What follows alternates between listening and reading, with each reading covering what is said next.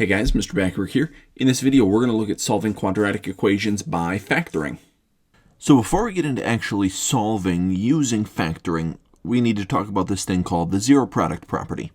And the zero product property says if you're multiplying two things together, so here we have a times b, and if that answer equals 0, then either that a thing needs to equal 0 or that b thing needs to equal 0.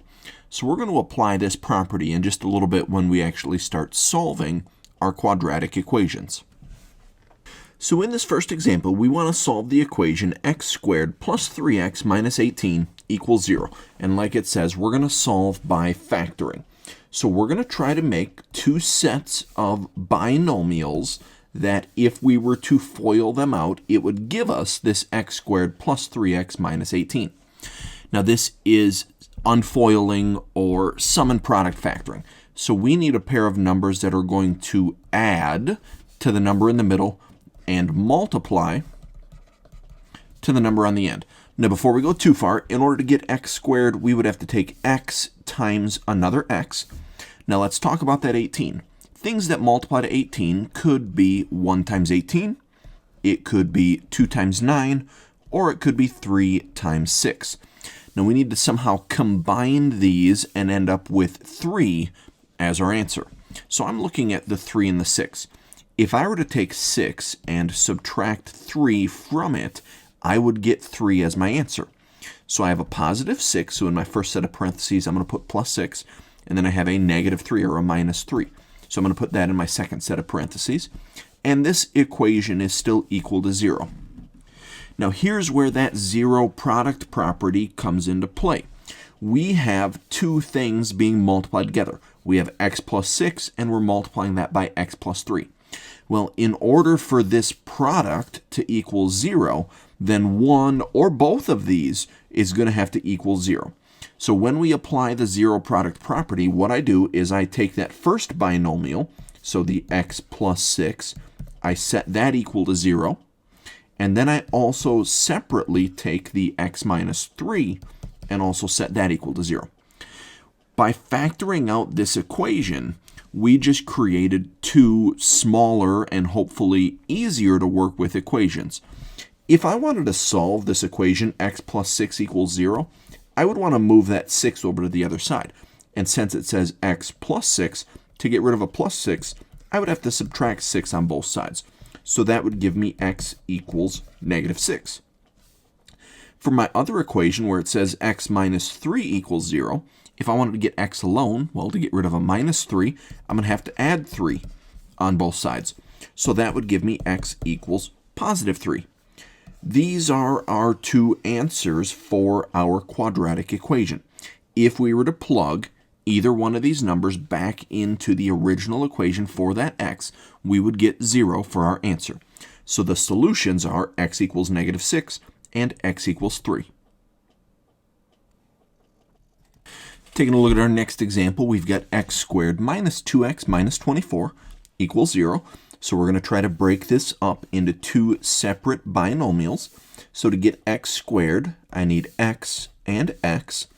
I need numbers that are going to add up to negative 2, but multiply to 24. So if I think about the numbers that multiply to 24, it could be 1 times 24. It could be 2 times 12. It could be 3 times 8. Or it could be 4 times 6. So I need one of those combinations to add together to give me negative 2. So I'm looking at the 4 and the 6. If I were to take 4 and subtract 6, that would give me negative 2. So we've got this positive 4, so in my first parentheses, I'm going to put plus 4, and then I've got a minus 6, so I'm going to put minus 6 in that second parentheses, and this equation is still equal to 0. Now here's where that zero product property comes into play. First thing I'm going to do is take that x plus 4 and set it equal to 0. And then I'm going to take the other factor, the x minus 6, and also set that equal to 0. Now I need to solve each one of these.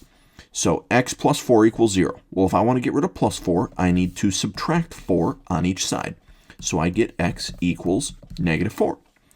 If I wanted to solve x minus 6 equals 0, well, to get rid of minus 6, I'm going to add 6 on both sides. so I get x equals 6. So my two solutions for this equation are x equals negative 4 and x equals 6.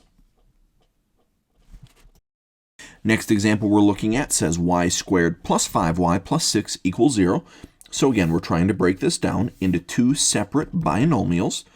To get y squared, I need y and y. Looking at that 6, things that multiply to 6 are either 1 and 6 or 2 and 3. But I need a pair that we're going to be able to combine together to get 5. So I'm looking at the 2 and the 3. If we take 2 plus 3, that gives me 5. So I've got a positive 2, so I'm going to put plus 2 in that first parenthesis. And I've got a positive 3, so I'm going to put plus 3 in that second set of parentheses. Again, I'm going to apply my zero product property. So first I'm going to take the y plus 2 and set that equal to 0. And then I'm going to take the y plus 3 and also set that equal to 0. Now if I want to solve this first equation, y plus 2 equals 0, well, to get rid of plus 2, I'm going to subtract 2 on both sides. So I get y equals negative 2. For my second equation, y plus 3 equals 0. To get rid of plus 3, I'm going to subtract 3 on both sides. So I get y equals negative 3. So my two solutions this time are y equals negative 2 and y equals negative 3. Now, not every equation is going to be given to you in a form that's ready to solve. So here we've got the equation x squared minus 10x equals negative 16. Well, with all of the other quadratics that we've solved up to this point, they've always been equal to 0. And that's where we want to start. We always need to have our equation equal to 0 before we can do our factoring. So the first thing I'm looking at is I see that we have that minus 16 on the right-hand side. I want to get rid of that and move it over to the left-hand side. Because it's a minus 16, we're going to have to add 16 on both sides. So that's going to give me the equation x squared minus 10x plus 16 equals 0. Now it's set up to do my factoring. So I'm going to break this up into two binomials. To get x squared, we need x and x. I want to look at that 16. Numbers that multiply to 16 are 1 and 16. It could be 2 and 8, or it could be 4 times 4. But I need a pair that I'm going to be able to combine in order to get negative 10. So I'm looking at the 2 and the 8. If we took negative 2 and subtracted 8 from that, that would give me negative 10. So because I have a minus 2 or a negative 2, I'm going to put minus 2 in that first set of parentheses. And then I see a minus 8 on the back end, so I'm going to put minus 8 in the second set of parentheses. Now this is equal to 0, so we're going to use our zero product property. So I'm going to take the x minus 2 and set it equal to 0. And I'm going to take the x minus 8 and set it equal to 0. I still need to solve each one of those. So to get rid of the minus 2 in that first equation, I'm going to add 2 on both sides. So I get x equals 2. In my second equation, to get rid of that minus 8, I'm going to add 8 on both sides.